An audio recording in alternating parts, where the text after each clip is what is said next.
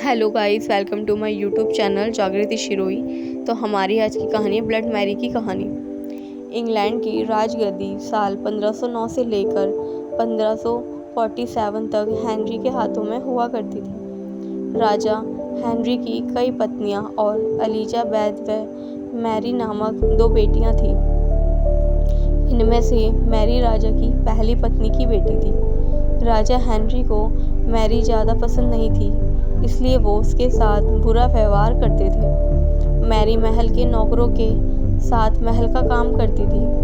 अगर मैरी कुछ कह भी दे तो राजा उसकी कोई बात नहीं मानते थे। सन 1547 में जब राजा हेनरी की मौत हो गई तो प्रजा की इच्छा अनुसार 16 शताब्दी के दौरान हेनरी की पहली बेटी मैरी को इंग्लैंड की राजगद्दी दे दी गई।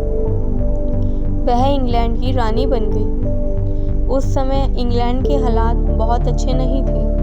इंग्लैंड कैथोलिक और प्रोटेस्टेंट इन दो धर्मों के बीच में बंट गया था। उस समय दोनों धर्मों के लोग के बीच जंग छिड़ी हुई थी। रानी मैरी चाहती थी कि पूरे इंग्लैंड में सिर्फ एक ही धर्म हो, लेकिन लोगों ने उसकी यह बात मानने से साफ इनकार कर दिया था। इससे नाराज़ होकर रानी ने उनकी बात ना मानने वालों को मौत की सज़ा दे दी थी।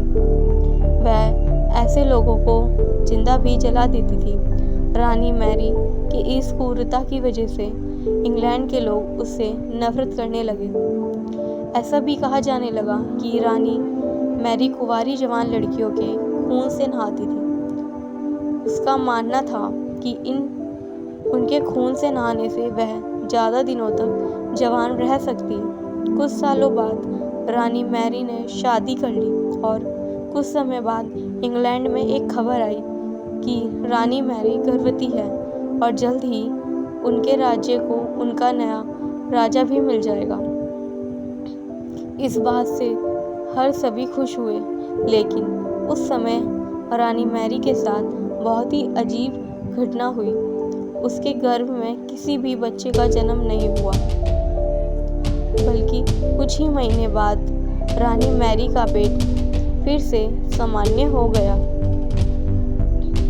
वहाँ के ओझा लोगों ने अपनी तंत्र विद्या से बताया कि रानी मैरी के गर्भ में कोई बच्चा नहीं बल्कि एक भूत आकर निवास करता है। कुछ समय बाद फिर रानी मैरी के गर्भ में वही भूत आकर रहने लगा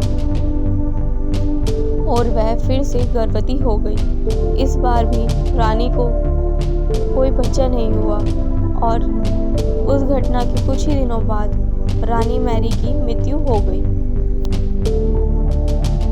इसके बाद मैरी की छोटी बहन एलिजाबेथ को इंग्लैंड की राजगद्दी पर बैठाया गया और एलिजाबेथ इंग्लैंड की नई रानी बन गई। रानी मैरी की क्रूरता की वजह से इंग्लैंड को लोग उसे एक निर्दयी औरत मानते थे। वही जब उसके गर्भ में बच्चे की जगह एक भूत का निवास होने लगा तो लोगों ने उसे शापित भी करार दे दिया और इसी वजह से उसे लोगों ने ब्लड मैरी का नाम दिया। कहानी से सीख। ब्लड मैरी की कहानी हमें यह सीख देती है कि अपने निजी विचारों व सोच को लेकर दूसरे लोगों पर दबाव नहीं बनाना चाहिए। शांति और करुणा से लोगों का ख्याल रखना ही मनुष्य का धर्म है। आपको हमारी ये कहानी कैसी लगी प्लीज़ कमेंट करके ज़रूर बताइएगा। और thank you for watching my कहानी and please subscribe my channel. Thank you for watching.